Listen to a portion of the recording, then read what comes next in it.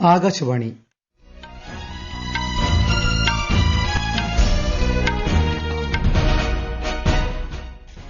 നമസ്കാരം. വാർത്തകൾ വായിക്കുന്നത് അനിൽകുമാർ.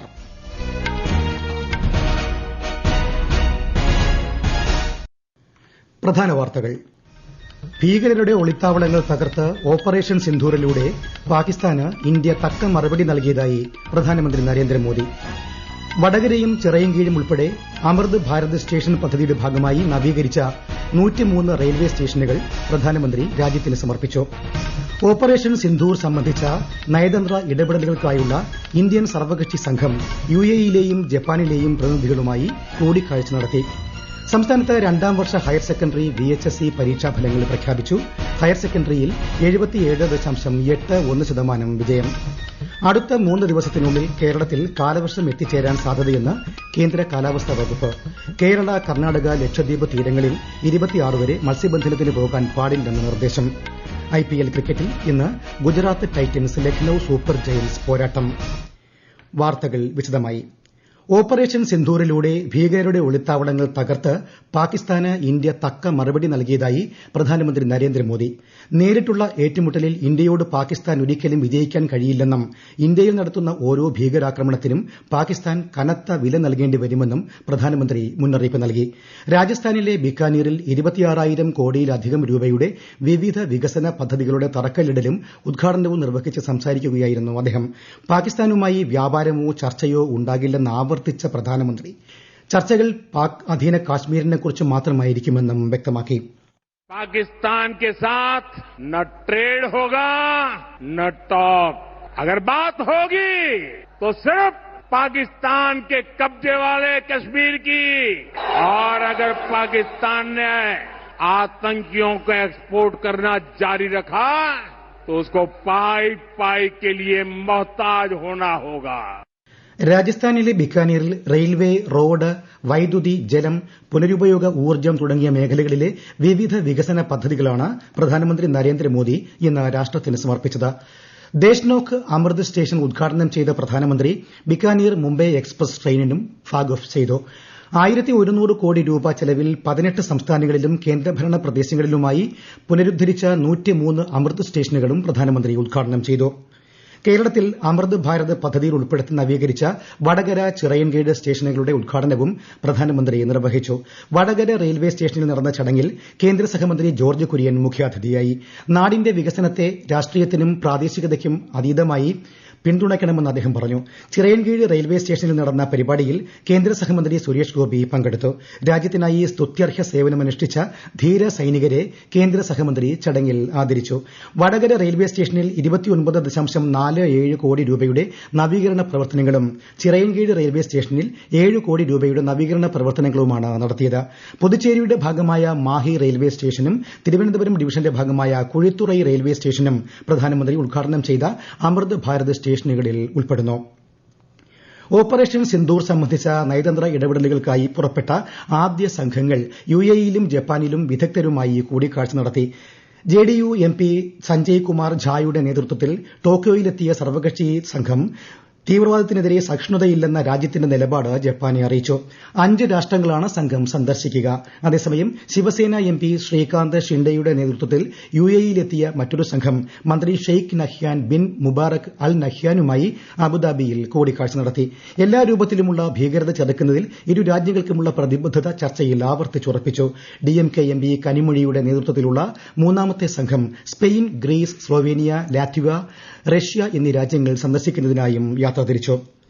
2025 ഡിഫൻസ് ഇൻവെസ്റ്റർ സെറമണിയിൽ സൈനികർക്കുള്ള ഗാലണ്ടറി പുരസ്കാരങ്ങൾ രാഷ്ട്രപതി ദ്രൌപദി മുർമു വിതരണം ചെയ്യുന്നു. ന്യൂഡൽഹിയിലെ രാഷ്ട്രപതി ഭവനിലാണ് ചടങ്ങ്.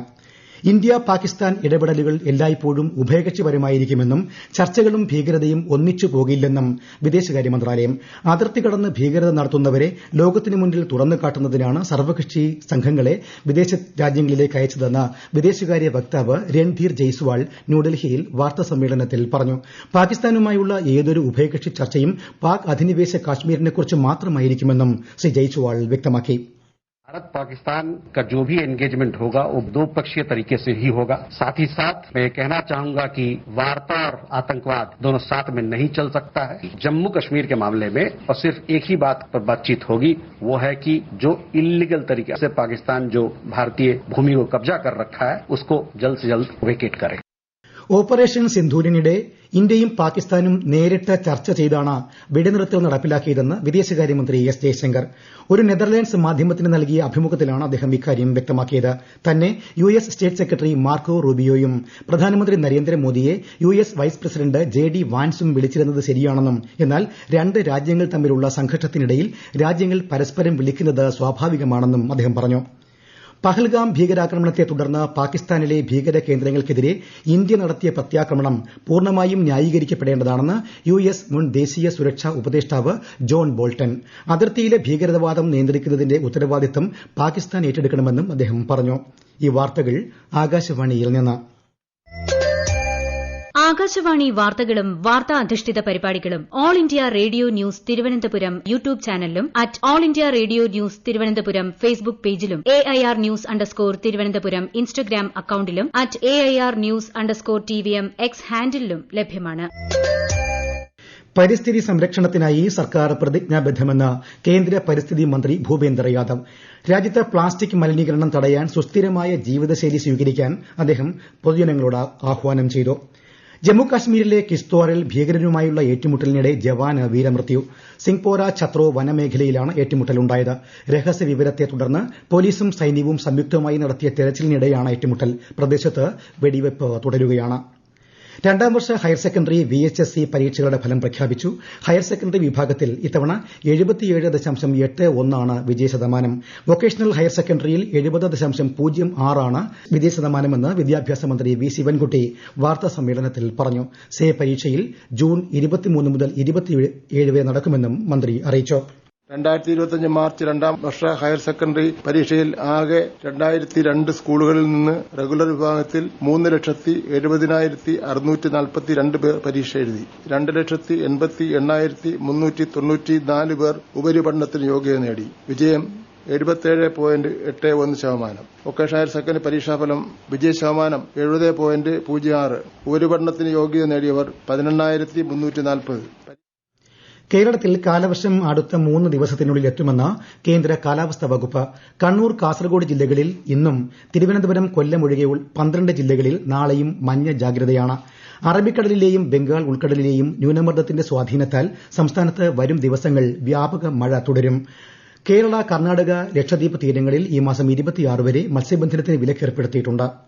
IPL ക്രിക്കറ്റിൽ Gujarat Titans Lucknow super Giants പോരാട്ടം. ടോസ് നേടിയ ഗുജറാത്ത് ടൈറ്റൻസ് ബൌളിംഗ് തിരഞ്ഞെടുത്തു. അഹമ്മദാബാദിലാണ് മത്സരം.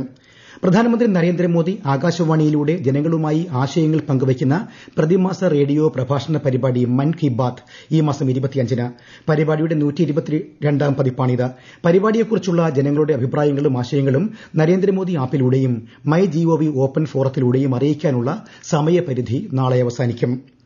നാഗപട്ടണം കൊടിയക്കരയ്ക്ക് സമീപം മത്സ്യബന്ധനം നടത്തുകയായിരുന്ന 4 മത്സ്യത്തൊഴിലാളികളെ ശ്രീലങ്കൻ നാവികസേന ആക്രമിച്ചതായും ഡീസൽ ക്യാനുകൾ, GPS ഉപകരണങ്ങൾ എന്നിവ പിടിച്ചെടുത്തതായും മത്സ്യത്തൊഴിലാളികൾ ആരോപിച്ചു.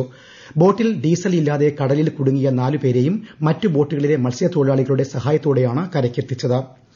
സംസ്ഥാന സർക്കാരിന്റെ 4ാം വാർഷികാഘോഷങ്ങളുടെ സമാപന സമ്മേളനം നാളെ തിരുവനന്തപുരം പുത്തരിക്കണ്ടം മൈതാനിയിൽ മുഖ്യമന്ത്രി പിണറായി വിജയൻ ഉദ്ഘാടനം ചെയ്യും. സമാപന ചടങ്ങിൽ സംസ്ഥാന സർക്കാരിന്റെ പ്രോഗ്രസ് റിപ്പോർട്ട് അവതരിപ്പിക്കും.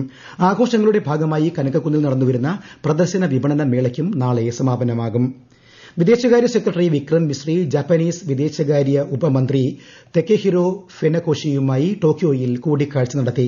ഭീകരതയ്ക്കെതിരെയുള്ള ഇന്ത്യയുടെ പോരാട്ടത്തെക്കുറിച്ച് വിക്രം മിസ്രി കൂടിക്കാഴ്ചയിൽ വിശദീകരിച്ചു. പ്രധാന വാർത്തകൾ വീണ്ടും. ഭീകരരുടെ ഒളിത്താവളങ്ങൾ തകർത്ത് ഓപ്പറേഷൻ സിന്ധൂരിലൂടെ പാകിസ്ഥാന് ഇന്ത്യ തക്ക മറുപടി നൽകിയതായി പ്രധാനമന്ത്രി നരേന്ദ്രമോദി.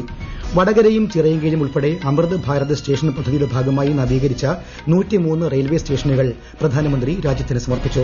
ഓപ്പറേഷൻ സിന്ധൂർ സംബന്ധിച്ച നയതന്ത്ര ഇടപെടലുകൾക്കായുള്ള ഇന്ത്യൻ സർവകക്ഷി സംഘം UAEയിലെയും ജപ്പാനിലെയും പ്രതിനിധികളുമായി കൂടിക്കാഴ്ച നടത്തി. സംസ്ഥാനത്ത് 2ാം വർഷ ഹയർ സെക്കൻഡറി VHSC പരീക്ഷാഫലങ്ങൾ പ്രഖ്യാപിച്ചു. ഹയർ സെക്കൻഡറിയിൽ 77.81% വിജയം. അടുത്ത 3 ദിവസത്തിനുള്ളിൽ കേരളത്തിൽ കാലവർഷം എത്തിച്ചേരാൻ സാധ്യതയെന്ന് കേന്ദ്ര കാലാവസ്ഥാ വകുപ്പ്. കേരള, കർണാടക, ലക്ഷദ്വീപ് തീരങ്ങളിൽ 26 വരെ മത്സ്യബന്ധനത്തിന് പോകാൻ പാടില്ലെന്ന് നിർദ്ദേശം.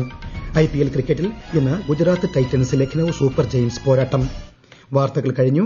അടുത്ത വാർത്താ പ്രക്ഷേപണം രാത്രി 8:35-ന്.